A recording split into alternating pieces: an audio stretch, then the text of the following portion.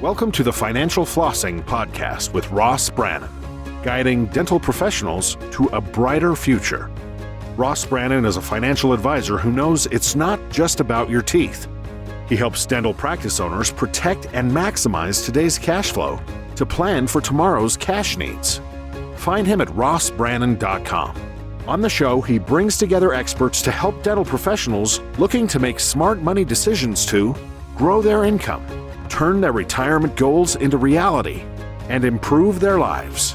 And now, here's your host, Ross Brannon. Welcome to the show. My guest today is Suzanne Ebert. Dr. Suzanne Ebert built a successful dental practice from scratch, sold it, and is now the VP of the Business Innovations Group for ADA Practice Transitions. Today, she's our guest on Financial Flossing. Suzanne, welcome to the show. Thank you so much, Ross. I'm thrilled to be here. All right, so let's just jump right in. What made you want to become a dentist, and how did you get your start?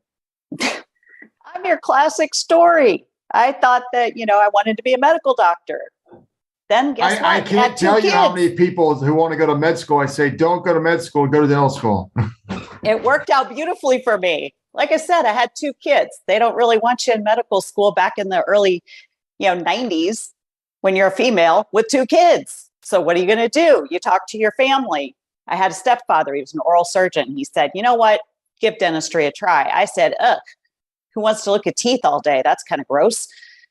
He said, just give it a try. I think you'll love it. I tried it. I loved it. 2 years in, I realized how great it was to work with my hands. I got to, work with people. I got to expand my brain and my knowledge, had a wonderful time, and I've loved it ever since. So you own your own practice right out the gate, or very quickly out the gate.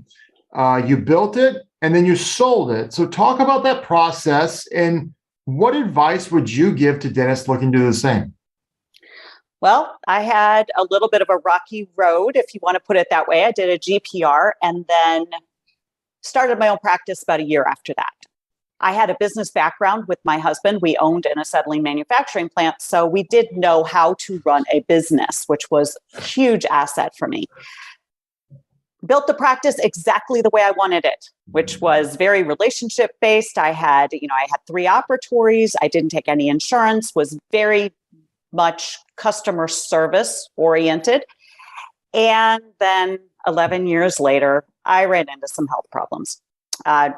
Realized that I was not going to be able to deliver the same type of dentistry very much longer because I had a degenerative condition.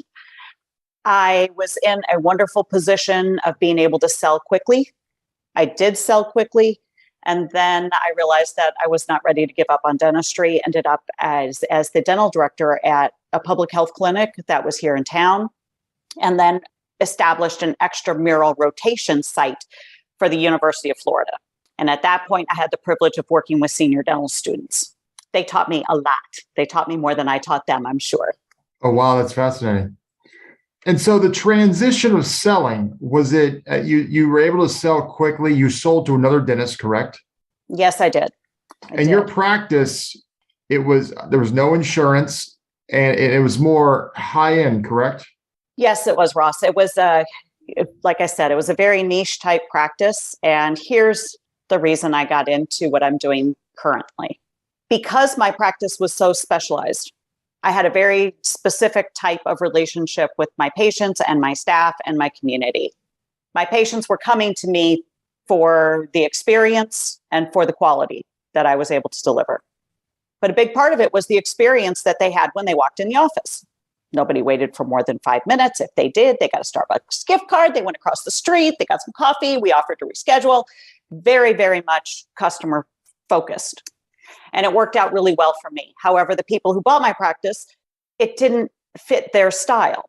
Because it didn't fit their style, the practice actually ended up closing 4 years later. Wow, that's pretty amazing. And that's really an absolute punch in the gut financially for the doctor who bought your practice. So I felt horrible for them. Horrible. Because they came in and they tried to change. They tried to change and go with a different philosophy. So that's a great lead into what you do now. So you work at ADA Practice Transitions, and that's ADA as an American Dental Association.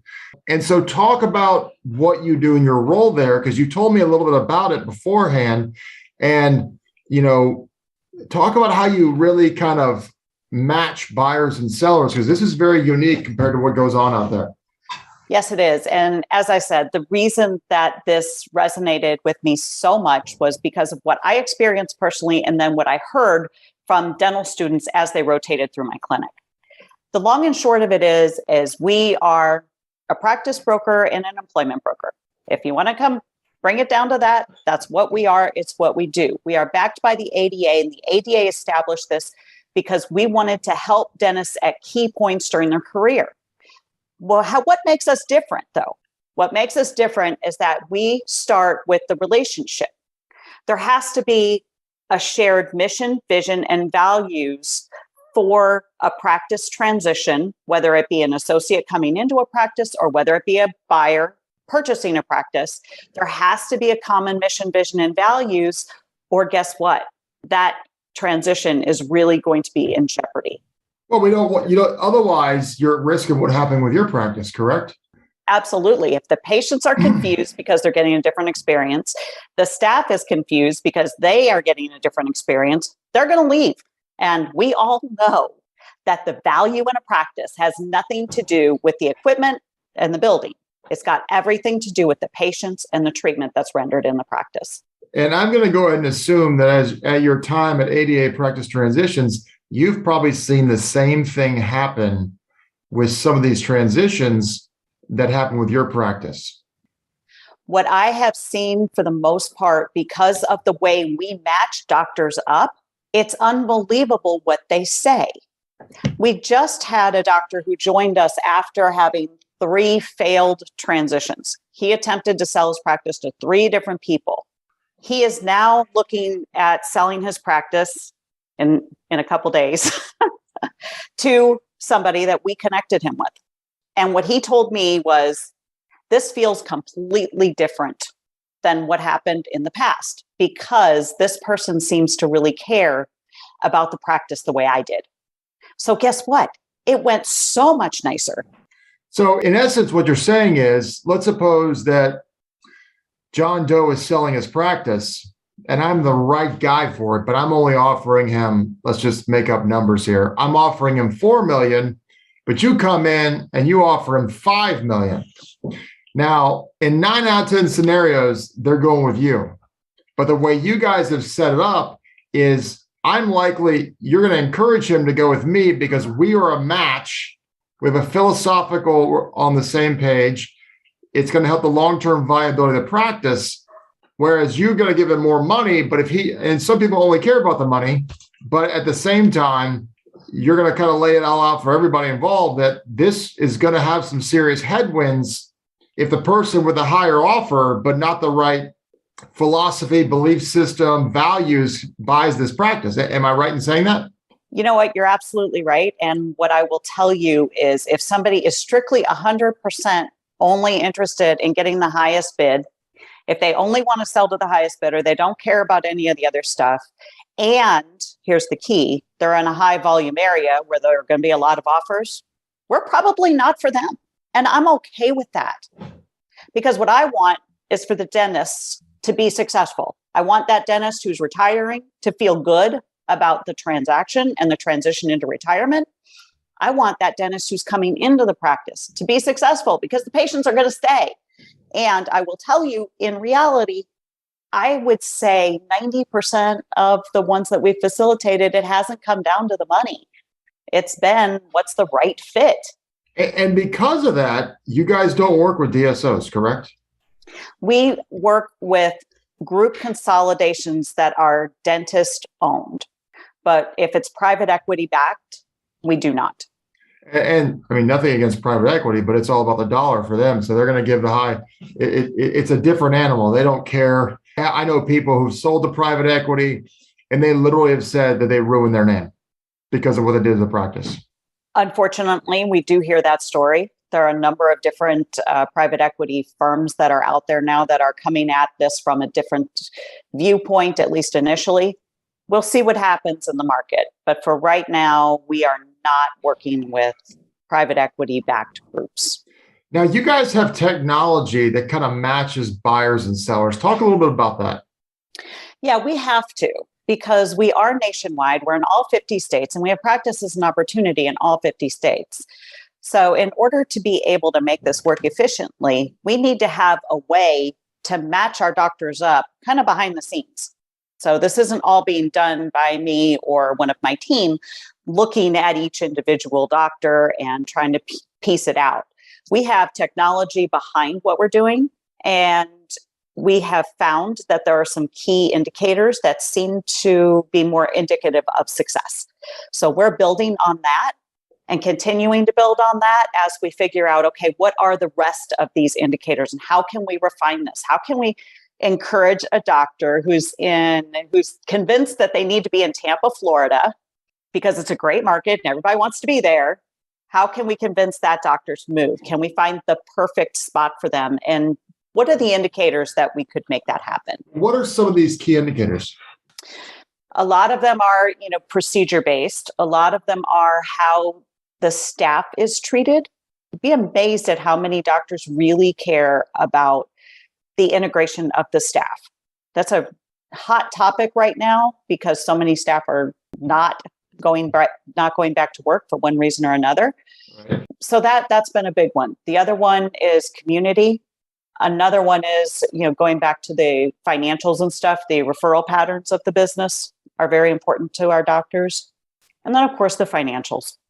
Right. And speaking of financials, I mean, you guys, you don't charge, what a typical broker charges. It's like 35% less, right?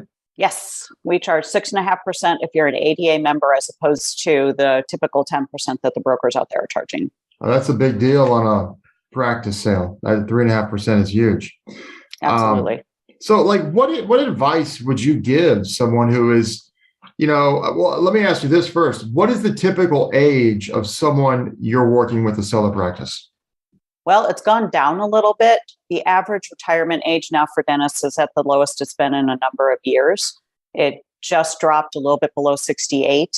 But typically, the doctors that we're working with are in their early 60s, okay, I would say. So, if they're a practicing dentist and for whatever reason, they're kind of tired of owning their practice. Maybe they want to retire. Maybe they just don't want to own it anymore. They're tired of dealing with, the headaches.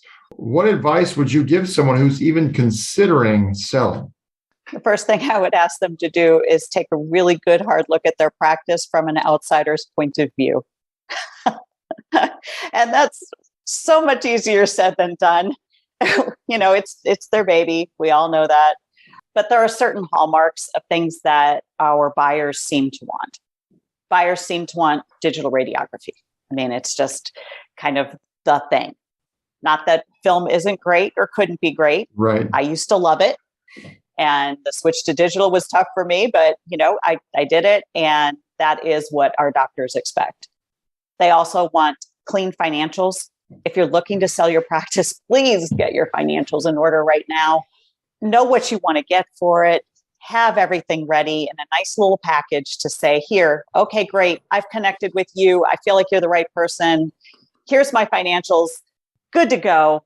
I have seen no less than three deals fall apart just because the owner doc was taking forever to get their financials in order. Well, guess what? That shows that the practice potentially wasn't well run, and it terrifies our younger docs right now. Absolutely terrifies them. It's one of those things where it's like, if you have a bookkeeper who does your books, like a third-party bookkeeper, like a company you pay, then this is not an issue. It's an email that's sent the same day or the next day. And that's a really, really big deal. I mean, this kind of goes back to my argument, maybe not argument, maybe it's more of an observation. And I think you say this too, is we have two opposite ends of the spectrum in the dental world. We have people who own a job. It's a really good job. And you have business owners. And one is not better than the other, but one provides more advantages than the other. And it gives you a lot more flexibility and, dare I say, leverage when it comes time to sell, if you're a business owner versus you own a job, if you will.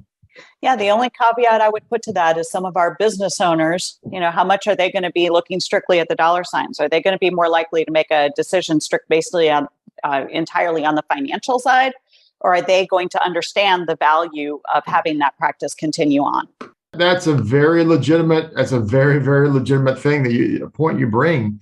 And it's the challenge of how this works out. So obviously having your house in order, like for example, get your financials. And, I've interviewed 2 different bookkeepers on this podcast. So if you're listening here and you don't have a bookkeeper, get one now. The 2 I interviewed were fantastic. And obviously, a good CPA will help as well. But it's a fascinating conundrum. So let me ask you this. You came out the gate right away and owned a practice. You owned a practice. You basically were an associate for a year and then owned a practice, correct? Yes. Okay. Now, would you recommend that, or would you recommend them work for corporate dentistry, a new dental school graduate go work for corporate dentistry first? Or would you recommend someone come out the gate owning right out of school, because banks will give tons of money to dentists? What would you recommend if I was a fresh dental school grad? What would you say? Ross, what would you do? Okay. Ross, I would say Mr. Dental Student or Dr. Dental Student. I would say, first of all, take a look at yourself and understand what you want. Take a look at yourself 5 years from now and see where you see yourself. But also, when you look at that vision of yourself 5 years from now, think about all you've learned. You know that you are not going to be the same dentist in 5 years that you are today. You're going to learn a ton over that 5-year span, right? You know you will. It's a huge learning curve. So where are you going to learn to be the type of dentist that you've always wanted to become?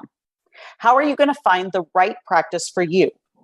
I don't care, quite frankly, where you go, as long as you find the practice that's going to allow you the opportunity to learn the skills and the quality that you expect from yourself 5 years from now. Does that make sense? Like how often do you find, or how often do you see people who, in your opinion, they're burned out because they were doing the wrong thing? Like they should have either worked for corporate dentistry, they should have been an associate, or they should have hired an associate to help them. How many people, like I was telling you before, I know some people who were trying to sell their practice just because they hated managing people. You obviously don't learn that in dental school. And I was like, I just felt like that was the wrong reason to do it. And the phase of life they were in, I just didn't think it was a good move. They've since taken it off the market because I think they realize that. It's my understanding. And it's just, maybe they haven't put themselves in the best position because they didn't know themselves the way you're talking about. When you look at people transitioning, obviously it's an older demographic. What are you seeing? I mean, I had a high school basketball coach who used to say, if was a fifth, we'd all be drunk. And so hindsight's obviously 2020. But like, what are you seeing that most people, in these people transitioning, what could they have done differently to make this an easier or better transition? Because it's not an easy process to sell your practice, even if it's clean. It's not easy. No, it's never easy. And it makes it more difficult if you are in a position where you really want to get out fast. Or need to get out. For one reason or another. For your friends, I would say, there are companies that will help you with HR and management. So sometimes it's a matter of just understanding that there are resources that are out there to help you get re-energized by your business. Right. When you start to feel that burned out feeling, which I think happens to a lot of dentists as they approach their 50s, they've been in practice for, 20 years, a little bit more. They're starting to get burned out. They've been doing things the same way. My advice to them is go find something to help you get energized about dentistry again. Whether it's CE courses, whether it's a new skill set, sometimes it's expanding your practice. And guess what? I've seen it work the other way, where sometimes it's a matter of pulling back a little bit, spending more time with family. Know what you want. You said the average retiree for dental is coming down. Do you think that's due to burnout? What do you think that is? Or do you think Honestly, I think it's due to COVID, and I think it's due to the challenges that people have been facing over the last 2 years. Dentists have been affected by it in so many ways. They're not making as much money in some cases. The PPE costs have gone up. Staffing issues have been a huge stressor for dentists. I believe it is over 54% of dentists said that they are having problems with finding staff. Now, let's talk about that for a second. Is that due to, the last 2 years, everyone has reevaluated their career? I think that's a fair statement. Is that fear over COVID? Is that wages are increasing and maybe dentists haven't kept up with increasing the wages of their staff? Or is it all three? I would say it would be all three at this point. People got used to working from home. They got used to seeing life from a little bit different perspective. And of course, in a dental office, you have to be there. It's not like you can do this job remotely. Right. But imagine people who are having issues with childcare. Some schools are still in 1 week out the next. It just is so much strain and stress on staff people who need to take care of families. They need to take care of loved ones. Perhaps they're seeing their friends who are working from home now full time, and they're maybe thinking about a different career choice. So there are just so many things that go into this that it's just a multifaceted problem.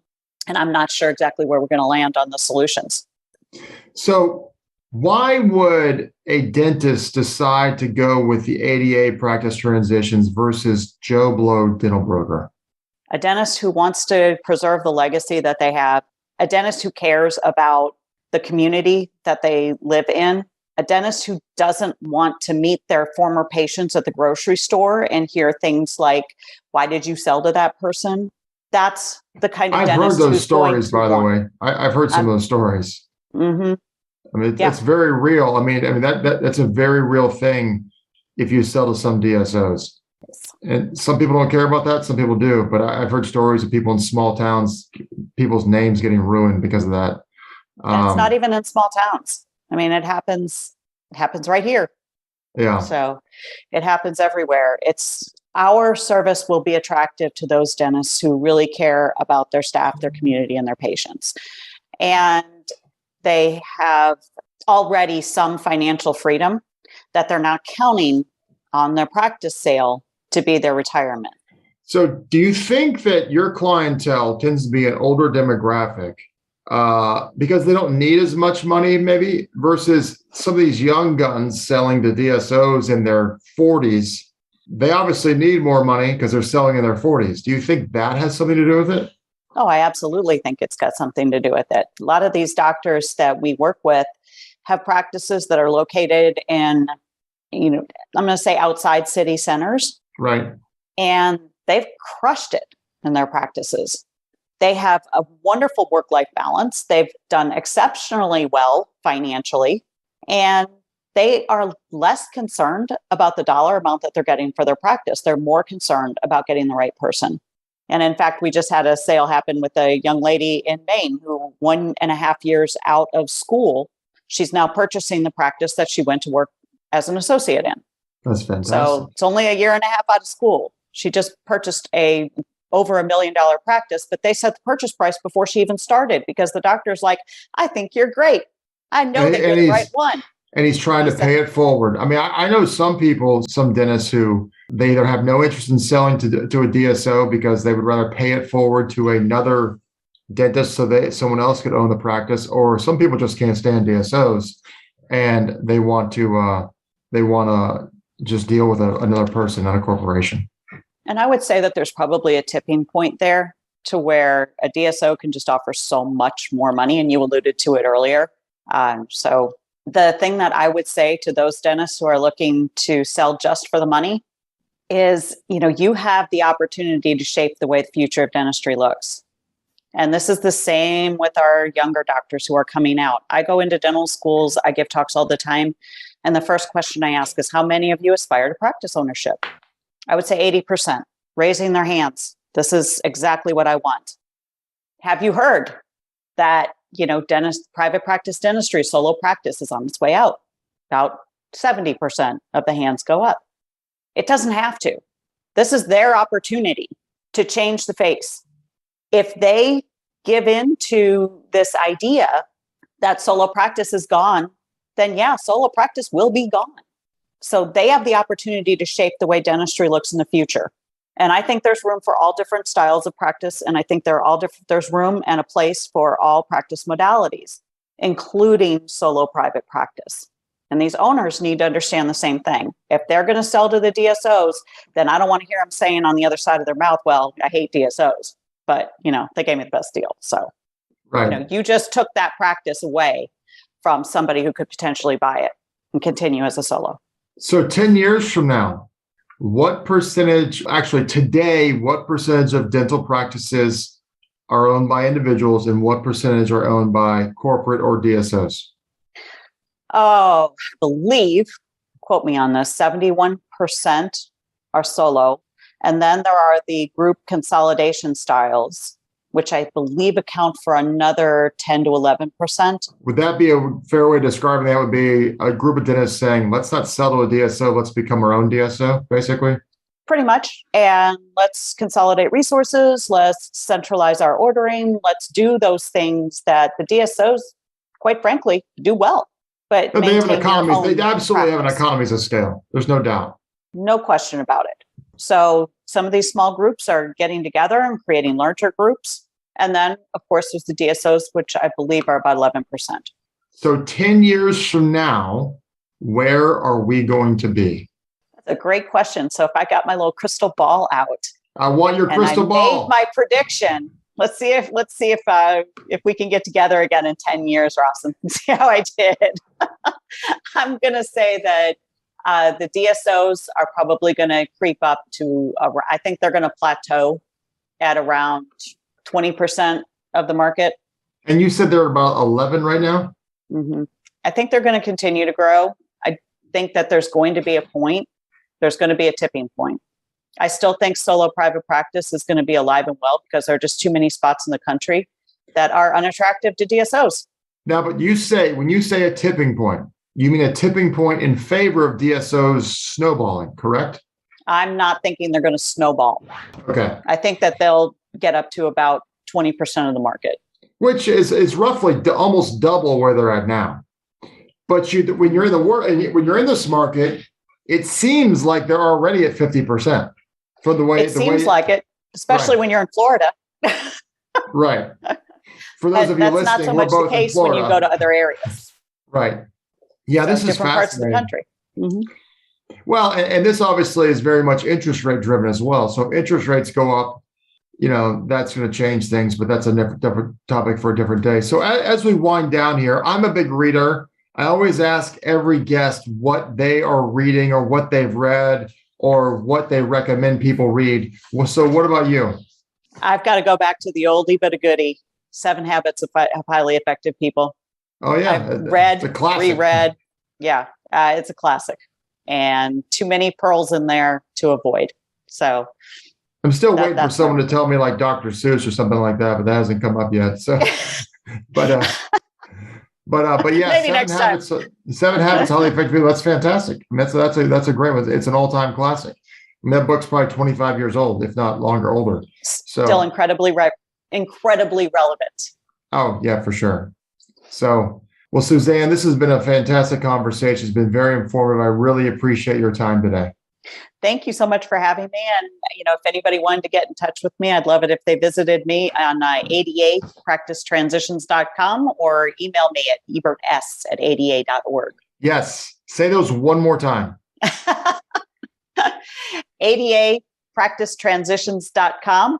We'll have all of our contact information and a ton of resources that every dentist needs. And then my personal email address is eberts, EBERTS @ada.org. And I would love to hear from any of your listeners. Yeah, guys, if you're interested in selling or thinking about it in any way, shape, or form, she's definitely somebody you should talk to first. Well, you've been listening to the Financial Flossing Podcast with Ross Brannon, and tune in next time for our next episode. Thanks so much. This has been another episode of Financial Flossing with Ross Brannon, guiding dental professionals to a brighter future. If you liked what you heard, consider subscribing wherever you listen to podcasts. For more on Ross Brannon, visit rossbrannon.com. Registered representative and financial advisor of Park Avenue Securities, LLC, PAS, OSJ, 3664 Coolidge Court, Tallahassee, Florida, 32311, 850-562-9075. Securities products and advisory services offered through PAS, member FINRA SIPC. Financial representative of the Guardian Life Insurance Company of America, Guardian, New York, New York. PAS is a wholly owned subsidiary of Guardian. North Florida Financial is not an affiliate or subsidiary of PAS or Guardian. California Insurance License Number 0L10073. Arkansas Insurance License Number 161-39032. 2021 119535. Expires 423. That last part can also say 2021 119535. Expiration April 2023. This podcast is for informational purposes only. Guest speakers and their firms are not affiliated with or endorsed by PAS, Guardian, or North Florida Financial, and opinions stated are their own. Ross is a registered representative and financial advisor of Park Avenue Securities, LLC, PAS, OSJ, 3664 Coolidge Court, Tallahassee, Florida, 32311, 850-562-9075. Securities products and advisory services offered through PAS, member FINRA SIPC. Financial representative of the Guardian Life Insurance Company of America, Guardian, New York, New York. PAS is a wholly owned subsidiary of Guardian. North Florida Financial is not an affiliate or subsidiary of PAS or Guardian. Arkansas Insurance License Number 161-39032. California Insurance License Number 0L10073. 2022 133-709. Expiration 0224.